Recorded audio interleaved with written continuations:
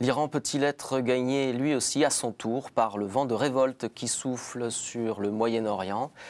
Question posée aujourd'hui dans l'Église du Monde. On se souvient, il y a 2 ans, les élections présidentielles iraniennes avaient provoqué des manifestations inédites organisées par l'opposition au pouvoir après la victoire jugée frauduleuse d'Ahmadinejad, le président actuel. Manifestations qui n'ont finalement pas modifié la donne politique d'un régime fondé il y a 32 ans par une révolution islamique, celle de l'ayatollah Khomeini, qui avait assis un régime politico-religieux toujours en vigueur aujourd'hui dans cette ancienne Perse située donc en Asie occidentale, à l'ouest de l'Irak et à l'est le Pakistan et l'Afghanistan, un pays qui compte plus de 75 millions d'habitants.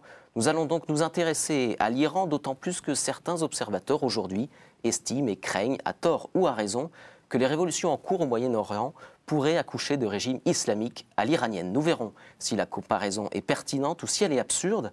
Nous verrons aussi dans quelle mesure les minorités religieuses, en particulier les chrétiens, peuvent jouer un rôle dans l'accroissement des libertés religieuses dans ce pays. Autant de questions et de sujets évoqués avec notre invité Mathieu Anquet. Bonjour. Bonjour. Alors vous êtes spécialiste de géopolitique et en particulier sur l'Iran et l'Afghanistan. L'Iran notamment, sur lequel vous avez écrit un livre qui s'appelle « La stratégie de l'Iran » entre puissance et mémoire, paru aux éditions Artege.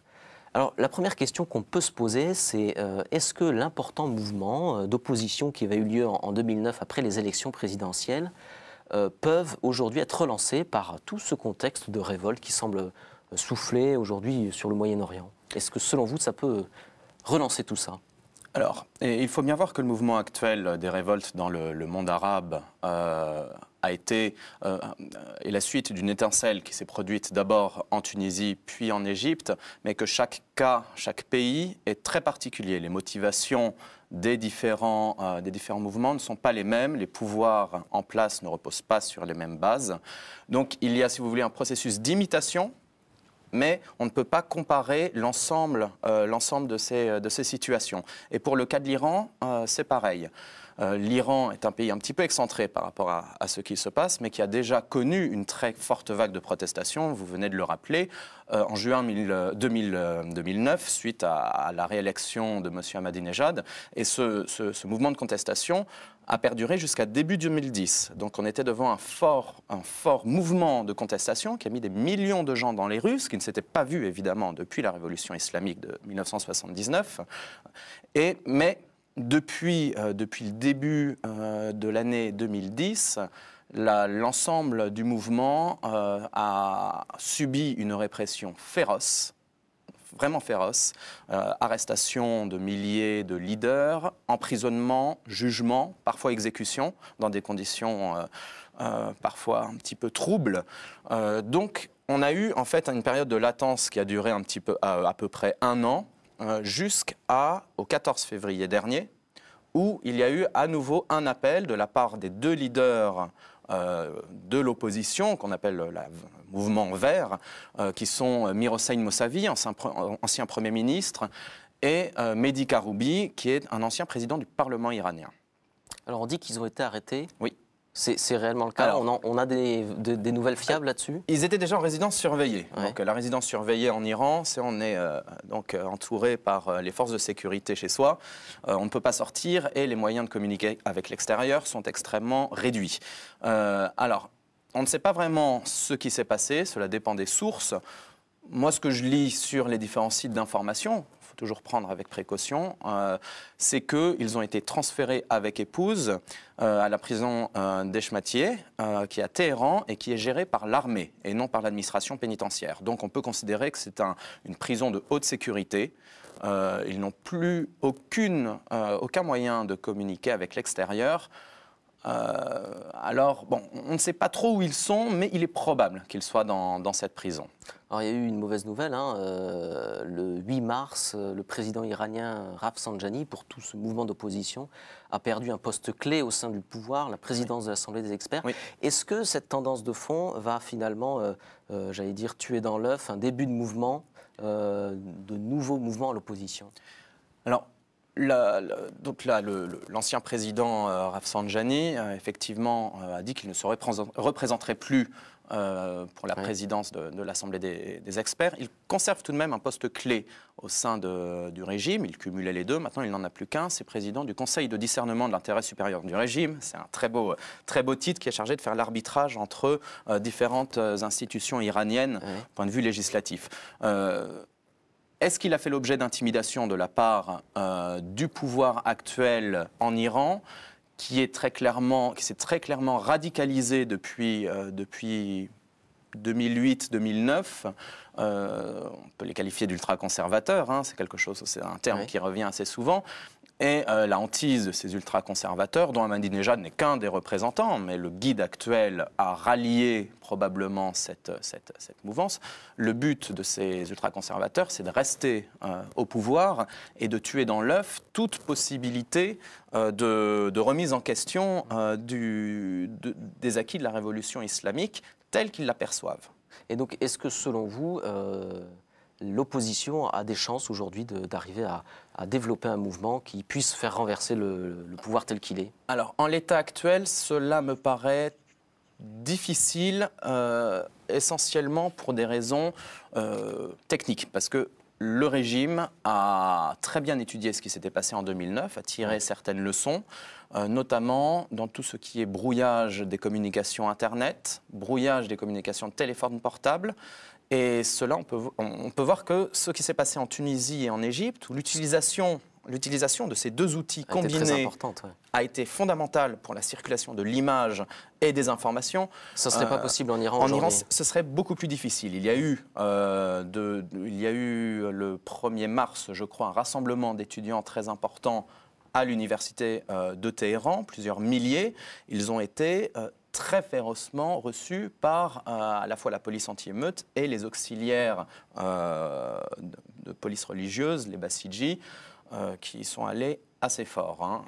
Donc, pour l'instant, j'ai envie de vous dire, le mouvement a du mal à reprendre de l'ampleur, mais il peut y avoir une conjonction ensuite de plusieurs éléments.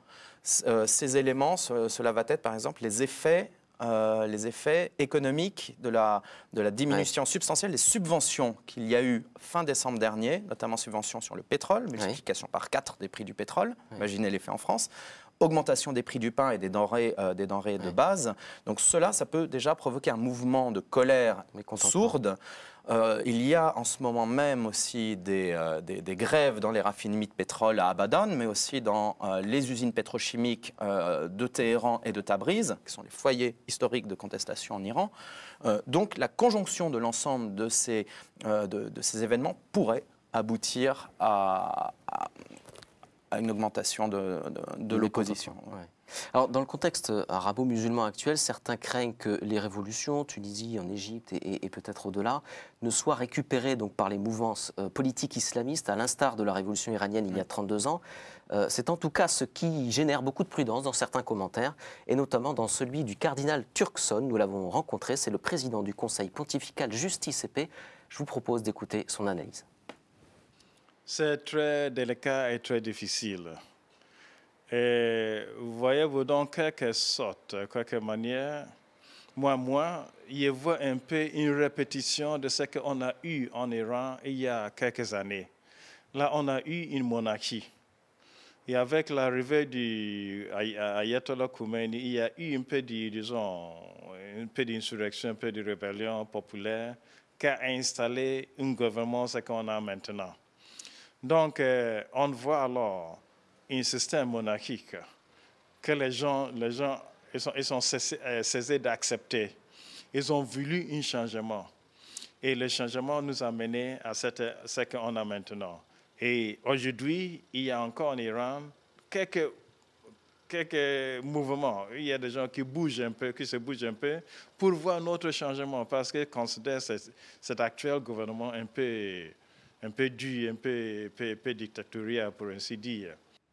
Mathieu Anquet, est-ce qu'on peut faire une comparaison entre la révolution iranienne d'il y a 32 ans et ce qui s'est passé en Égypte et en Tunisie aujourd'hui? Alors, il y a plusieurs éléments qui pourraient le laisser penser. Par exemple, c'est vrai que les deux régimes L'un était clairement monarchique en titre, l'autre est pseudo-monarchique finalement, puisqu'avec la figure du guide de la Révolution qui concentre la réalité du pouvoir ainsi que son entourage.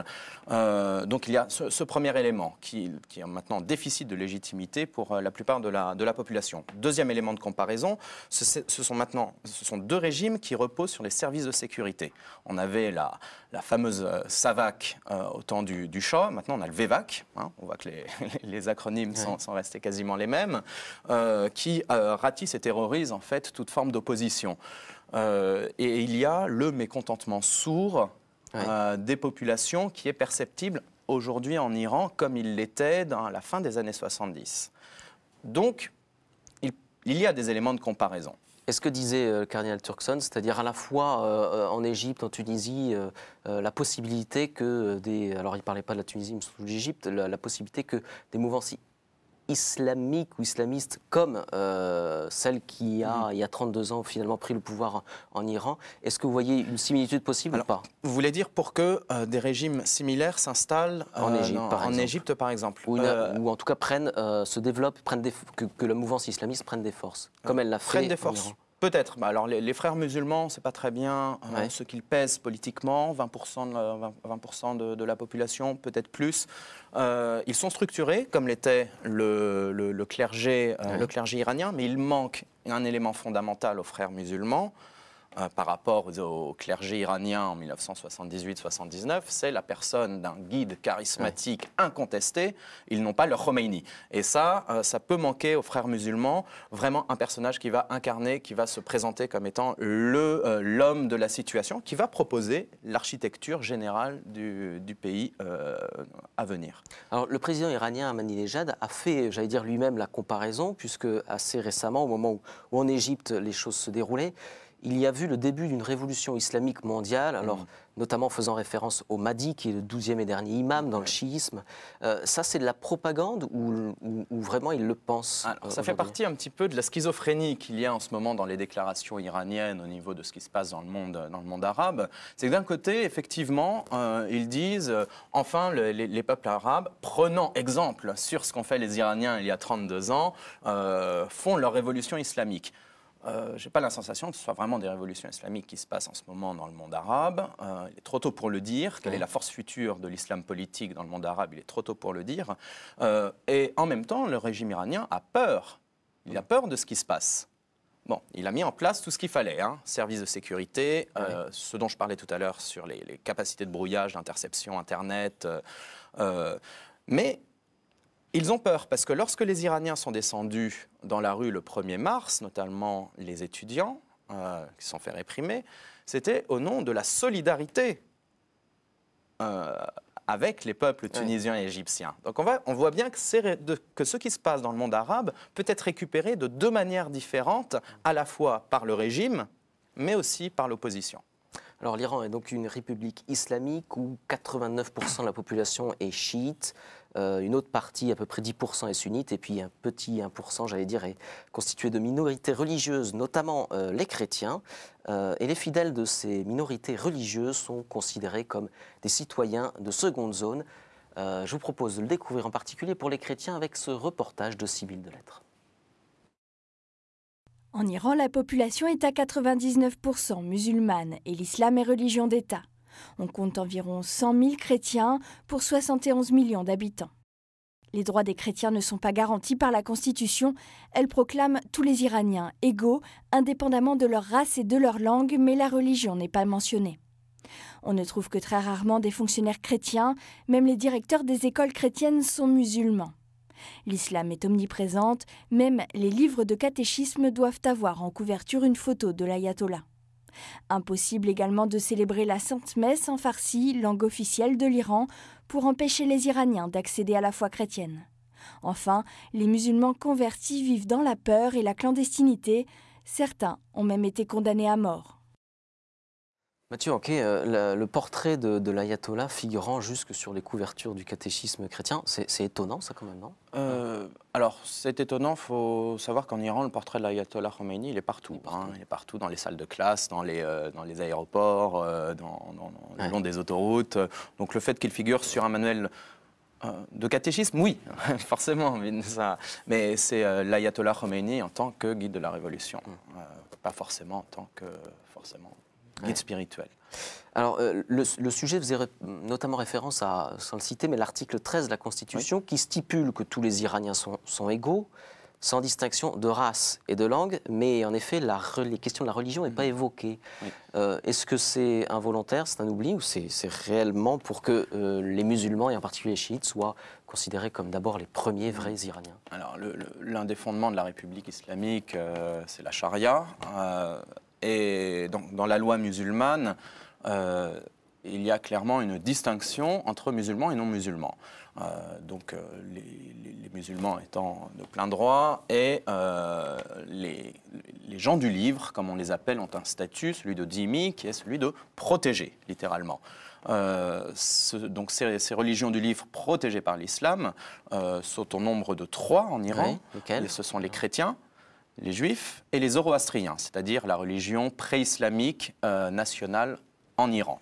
Parce que c'était les religions pré-islamiques qui étaient déjà présentes en Iran et lors de la conversion lente entre le 7e et le 10e siècle de l'Iran à l'islam, ces religions conservaient une importance. Et la population de ces différentes religions est restée en Iran. Et donc il fallait leur trouver une place. Mais ce sont... C'est vrai, des citoyens tout de même de seconde zone, certains postes dans l'administration, surtout la haute administration, leur sont interdits, comme le rappelait le reportage. Et encore une fois, il faut faire la distinction dans les minorités religieuses entre celles qui sont considérées comme étant traditionnellement présentes en Iran, zoroastriens, juifs, chrétiens, chaldéens, assyriens et arméniens surtout, 200 000 en Iran, donc peut-être un petit peu plus que ce qui était indiqué. Voilà, il y a à peu près 300 000 chrétiens en Iran, dont 200 000 arméniens. Alors, ces catégories peuvent exercer leur religion, ils ont leur lieu de culte, ce sont les cultes reconnus, ils ont des sièges réservés au Parlement national, il y a un siège réservé, combien, par exemple. dites-nous.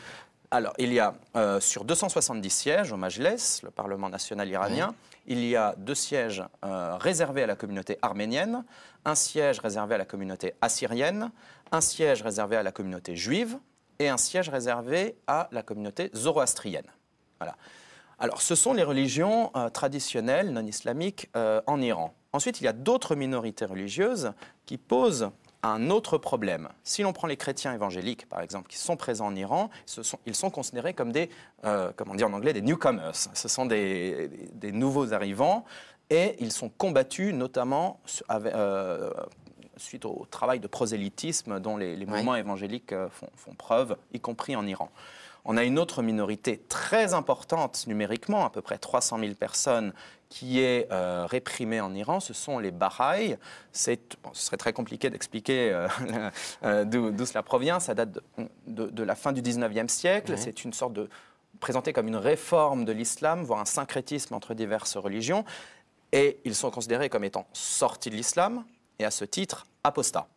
Donc, ils sont combattus, la religion Bahaï est interdite en Iran, ses membres sont persécutés, interdiction par exemple d'aller à l'université, parmi autres mesures vexatoires. Donc les minorités, il y a 2 statuts de minorité en Iran, il y a les minorités acceptées et les minorités combattues.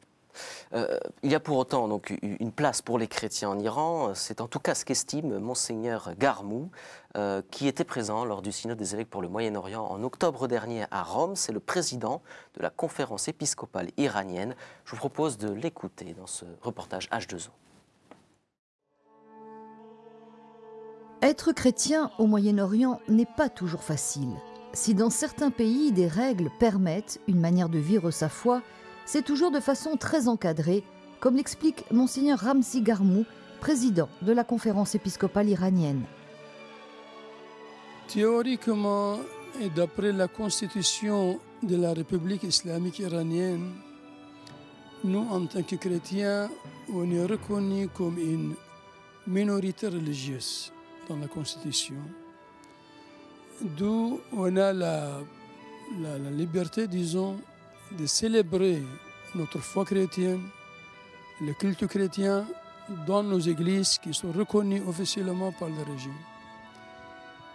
On a aussi une école qui dépend de notre église dans laquelle on peut enseigner la religion chrétienne.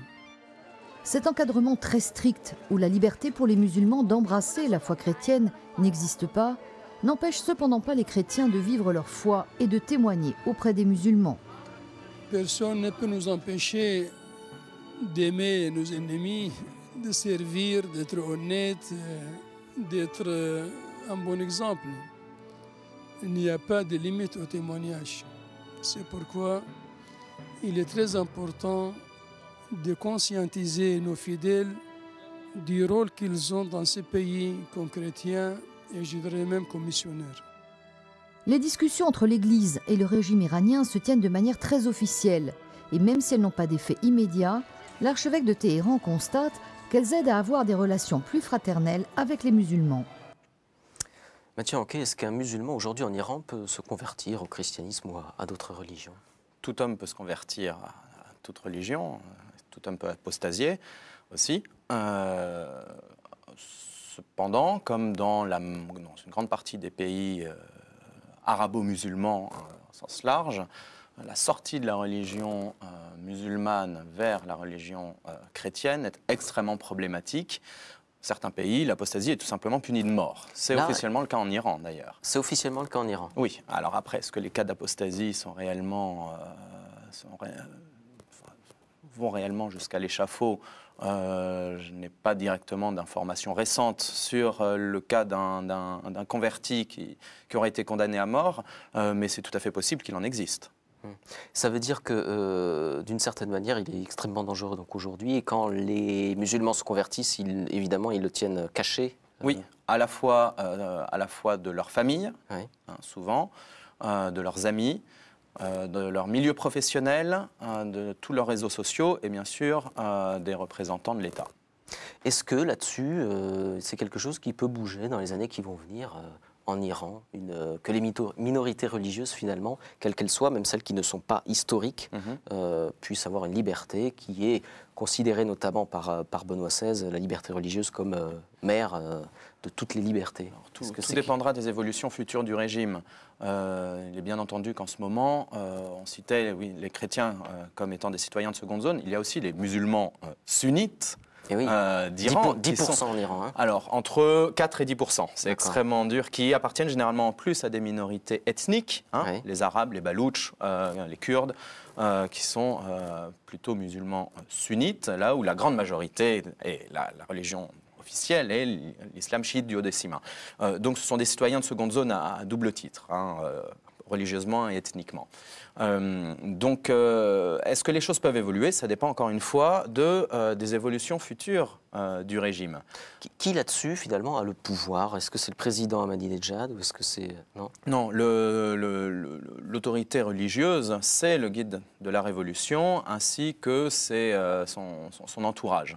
Ouais. Le président de la République en Iran a davantage un rôle équivalent à celui de Premier ministre en France. Et le guide de la Révolution cumulerait les fonctions suprêmes à la fois politiques et religieuses. Il reste la référence religieuse, même si cette référence religieuse est contestée au sein même de l'Iran par une grande partie du clergé. Alors, on parle donc du schisme duodécimain en Iran. Concrètement, en quelques mots, comment il se définit, ce schisme? Le schisme duodécimain iranien, enfin, on va dire schisme duodécimain pour effectivement. Donc, c'est une religion issue de l'islam, qui est considérée comme musulman, qui a une forte dimension messianique. Donc, ce qui a pu parfois pousser quelques commentateurs à la rapprocher du judaïsme ou même du christianisme. Les chiites duodécimains estiment que la communauté musulmane est dirigée par une lignée d'imams descendants du gendre du prophète Ali, et que le dernier imam, le 12e duodécimain, le 12e imam, Al-Mahdi, s'est occulté. Il s'est occulté de la vision et du temps des hommes et doit revenir sur terre, ramener la justice et l'islam véritable. Et c'est l'attente du retour de l'imam qui donne toute cette dimension messianique au chiisme iranien. Et au peuple iranien aussi, peut-être de manière plus profonde. Voilà, mais chaque Iranien vit de plus en plus sa foi de manière intériorisée, puisque la religion est devenue trop officielle pour être véritablement le vecteur de la foi personnelle. C'est-à-dire que finalement, il y a une schizophrénie quand on est iranien Complètement, complètement. Il y a l'intérieur et l'extérieur. Comme ils disent là-bas, le biroun et le daroun. L'intérieur chez soi, on est complètement différent chez soi que lorsqu'on sort dans la rue. On a des comportements, des vêtements, des habitudes, des façons de parler qui sont différentes. Et la schizophrénie a été détectée, y compris par les psychiatres iraniens, comme étant l'un des effets directs sociologiques et socio-psychologiques de la révolution islamique. Ça peut durer longtemps, quelques années? Tant que le régime ne s'adoucit pas, on risque d'aller toujours dans ce sens-là. Très bien, merci beaucoup Mathieu Anquet d'avoir accepté de participer à notre émission sur l'Iran. Merci à vous de l'avoir suivi. À très bientôt pour une prochaine édition d'Église du Monde. Au revoir.